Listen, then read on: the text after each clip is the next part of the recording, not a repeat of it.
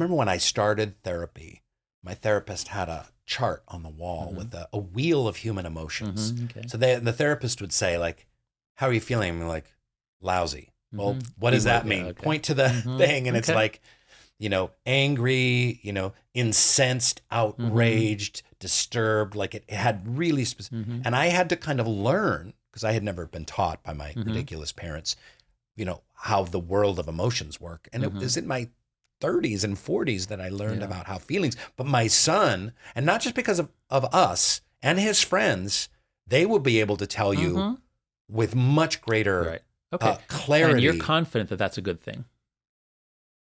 Well, I think in the context of everything else that's falling apart, perhaps not, but I do think that we have to look at whatever strengths that Gen Z can harness themselves to say, hey, you have a much deeper, richer emotional vocabulary, and that will open the door to greater compassion for others, and let that compassion lead to action.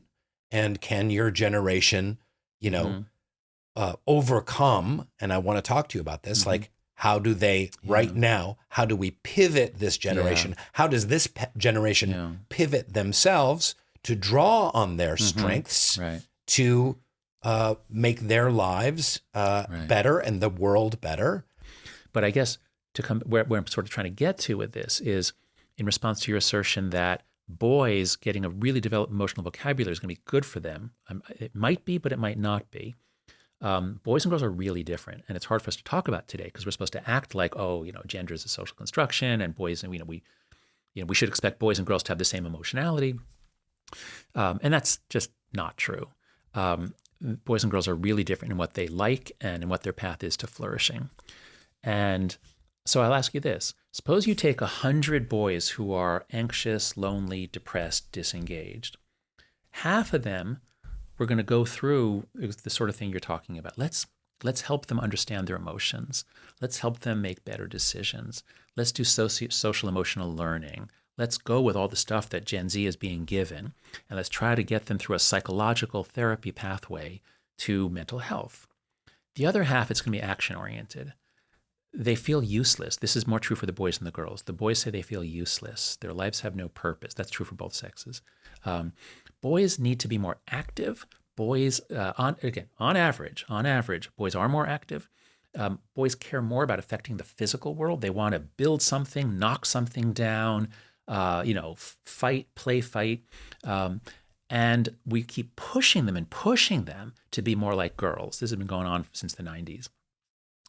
So which would you rather have? Let's go with the therapy emotion differentiation route, or let's go with build stuff, do stuff, team activities out there in the world? What do you think?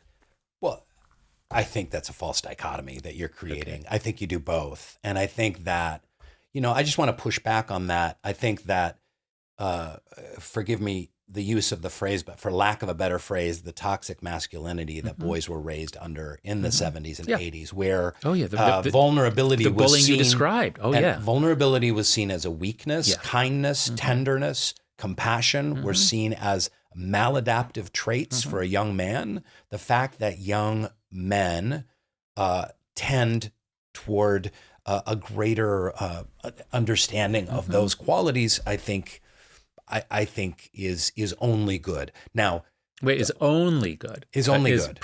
Primarily good, I'll say. Okay, continue. Yeah, I disagree. I think it's only good that boys become more compassionate, more kind, more tender, and if it's more feminized, so be it. That doesn't mean that I think that boys shouldn't be, playing with sticks and playing stickball and building tree forts and going on, overnight camping expeditions in the mountains.